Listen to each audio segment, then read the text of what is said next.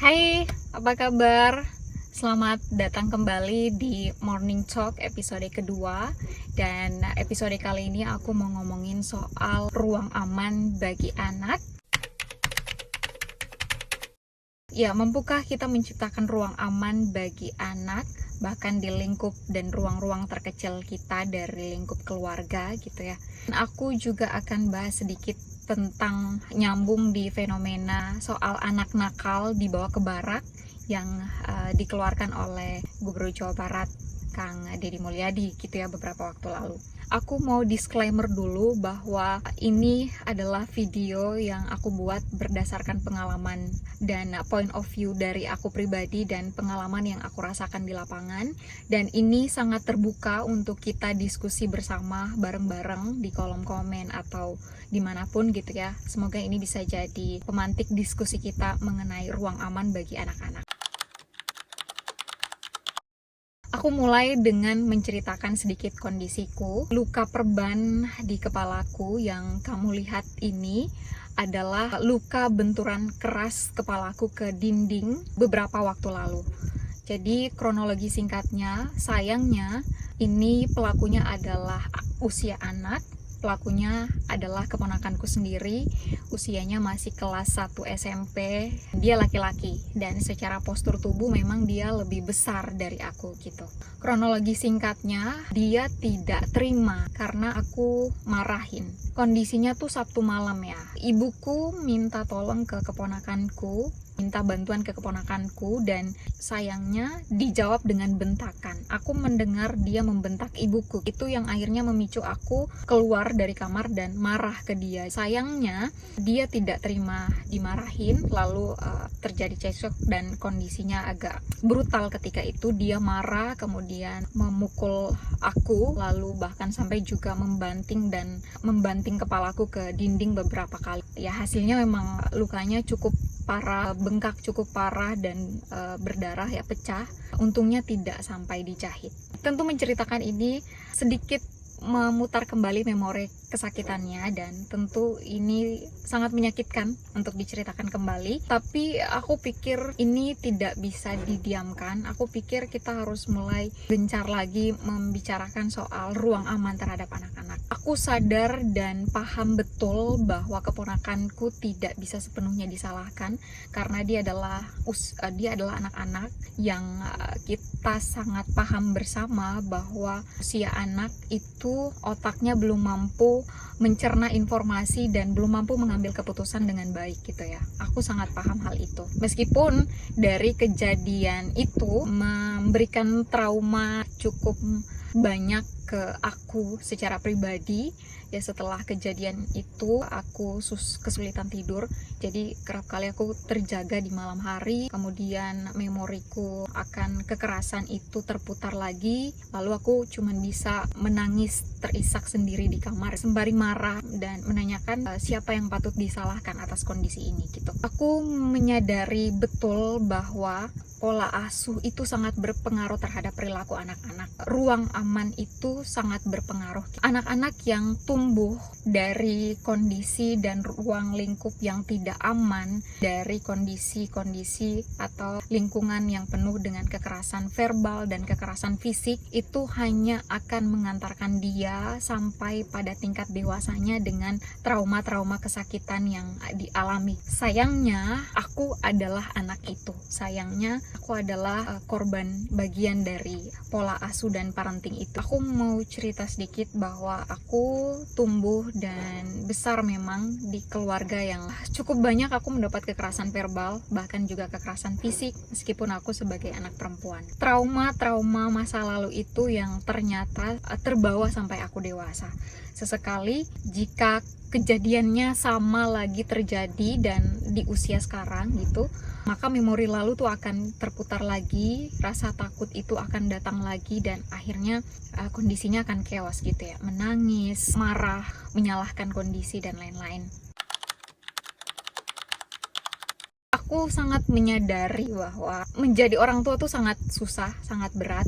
Aku sangat paham bahwa menjadi orang tua adalah pengalaman pertama bagi setiap orang tua. Sehingga aku di posisi bahwa memang aku tidak bisa sepenuhnya lagi menyalahkan kondisi yang aku alami ini kepada orang tuaku, kepada lingkungan rumahku. Aku perlahan-lahan mulai menerima dan belajar untuk memaafkan kondisi ini. Sembari aku ingin berusaha memutus lingkaran setan ini, lingkaran setan trauma ini, agar tidak lagi terjadi untuk generasiku, atau bahkan ketika aku punya anak nanti, atau bahkan aku sebenarnya berharap bisa memutus lingkaran setan itu pada ponakan-ponakanku. Sayangnya ponakanku juga tumbuh dan diasuh oleh orang tuaku, dan aku tidak bisa sepenuhnya menyalahkan kondisi dan keadaan ini karena satu dan lain hal. Aku juga tidak menyalahkan parenting orang tuaku sepenuhnya karena perbedaan dan gap informasi yang sangat berbeda gitu ya antara aku dan orang tuaku. Yang mereka alami di masa lalu juga aku tidak tahu gitu. Inilah kenapa aku mau ngomongin bahwa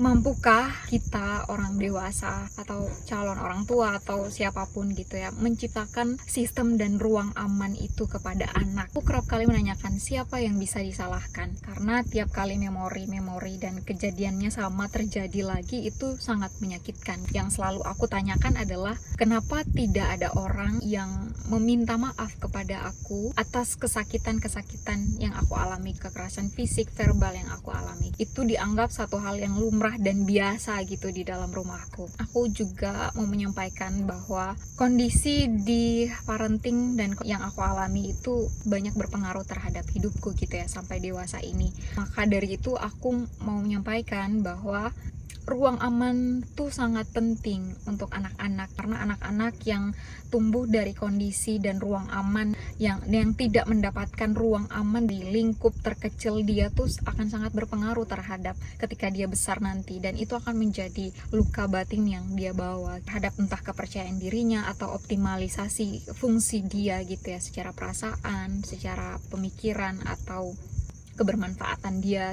Tapi siapa yang bisa disalahkan? Siapa yang bisa disalahkan atas kondisi ini? Karena aku menyadari dan memahami betul aku tidak bisa sepenuhnya menyalahkan orang tuaku. Aku juga tidak tahu luka apa yang mereka bawa ketika menjadi orang tua dan beban-beban banyak apa yang mereka alami ketika menjadi orang tua. Aku sampai pada posisi menerima, aku sudah menerima, sehingga aku mulai memaafkan siapapun, memaafkan diriku sendiri, memaafkan orang tuaku, memaafkan kondisi ini, memaafkan kekerasan atau hal-hal menyakitkan yang aku alami yang di luar kendaliku.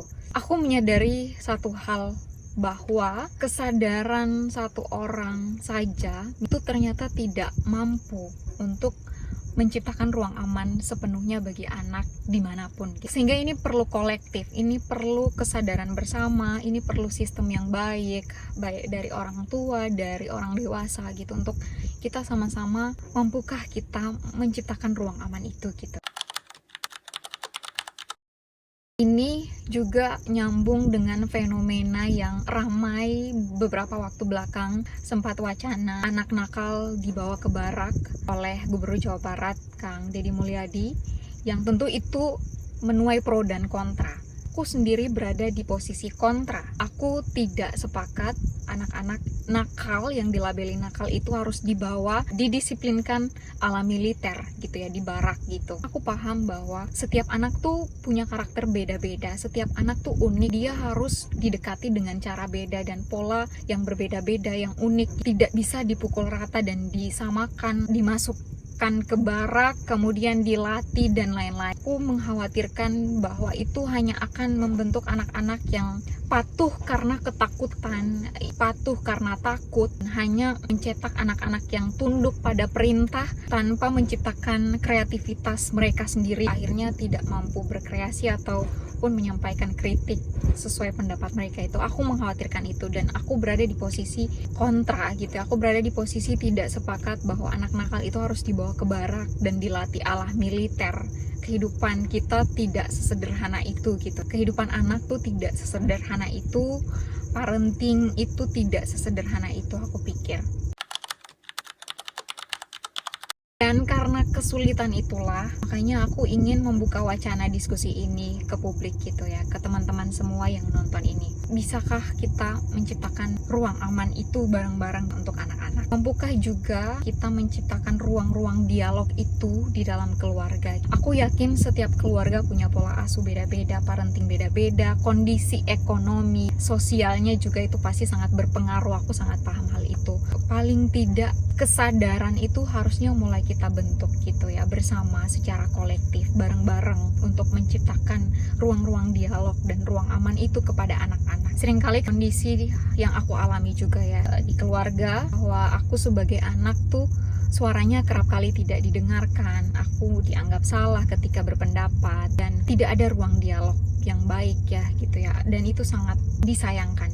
Aku juga mau bilang bahwa aku tumbuh dan besar di lingkungan keluarga yang seperti itu ya, pola asuh kekerasan verbal, bentakan, itu aku sangat familiar dengan kondisi itu, dan sayangnya itu sangat menyakitkan dan terbawa sampai dewasa. Aku mau menyampaikan bahwa aku tumbuh di kondisi yang lingkungannya patriarkis, tidak ada ruang aman bagi anak perempuan. Aku sebagai anak perempuan harus patuh, harus pintar bersih-bersih, harus ya, walaupun padahal itu tidak harusnya hanya anak perempuan gitu ya. Pokoknya harus menjaga diri di luar, menjaga kehormatan keluarga, tidak boleh A, tidak boleh B, tidak boleh lain-lain gitu.